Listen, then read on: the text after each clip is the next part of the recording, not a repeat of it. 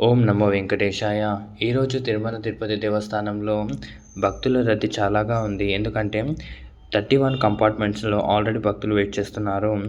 ఎవరైతే టోకెన్స్ తీసుకోకుండా పైకి వెళ్ళి ఉంటారో వాళ్ళకి 18 గంటల సమయం కేటాయించబడుతుంది. అది కాకుండా ఎస్ఎస్‌టి దివ్య దర్శనం టోకెన్స్ ఎవరైతే తీసుకున్నారో వాళ్ళకి 4-6 గంటల సమయం కేటాయిస్తారు. అంటే ఫ్రీ దర్శనం అంటే మీరు అలిపిరి మెట్ల ద్వారా డైరెక్ట్ పైకి వెళ్ళొచ్చనమాట. ఎలాంటి టికెట్ లేకుండా.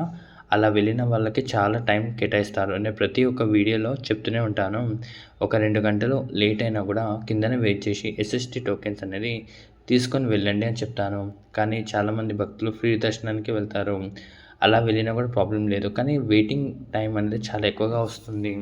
అదేవిధంగా సర్వదర్శనం టోకెన్స్ ఎవరైతే తీసుకుంటారో వాళ్ళకి 4-6 గంటల సమయంలో దర్శనం అయిపోతుందని ముందుగానే ప్రతిరోజు చెప్తాను. ఈరోజు ఆదివారం కాబట్టి కొంచెం క్రౌడ్ పెరిగే అవకాశం ఎక్కువగా ఉంది. అదే విధంగా చూసుకుంటే 300 రూపీస్ టికెట్ ఎవరైతే తీసుకున్నారో వాళ్ళకి 3-4 గంటల సమయం కేటాయించబడుతుంది. కొంచెం అటు ఇటు ఒక 1 అవర్ కూడా ఎక్కువ అవ్వచ్చు. భక్తుల సంఖ్య ఎక్కువగా రావడం వల్ల.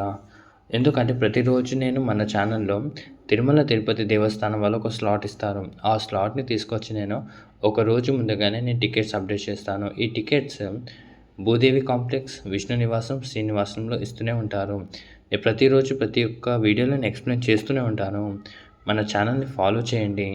మరిన్ని వివరాల కోసం మా ఛానల్‌ని ఫాలో చేసినట్టయితే మీకు మరిన్ని అప్డేట్స్ నేను తీసుకొని వస్తాను. తిరుమల తిరుపతి దేవస్థానం నుంచి వెళ్ళే ముందు ఒక లైక్, ఒక షేర్ కొట్టండి. ఓం నమో వెంకటేశాయ.